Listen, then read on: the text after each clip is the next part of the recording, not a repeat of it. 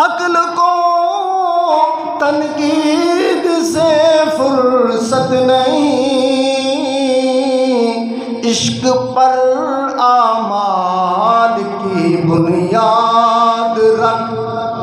आप फरमाते ने ऐ सोहणिया मुसलमाना अपने अमलों की बुनियाद इश्क ते रख, अकल ते ना रख। कामयाब हो जाएगा जे अगर अकल ते गल की, अकल ते अमलों की बुनियाद रखी तो फिर उस तरह ही गुमराह हो जाएगा, कुफर कर जाएगा, जिस तरह सर सैयद अहमद ने किया है। सर सैयद अहमद खान उन्हें 15-16 सपारां की तफसीर लिखी है अलीगढ़ का, जन्नत का, दोज़ख का, मेराज का और इंसान का, जिन का उसने इनकार किया है। उसने इनकार किया है।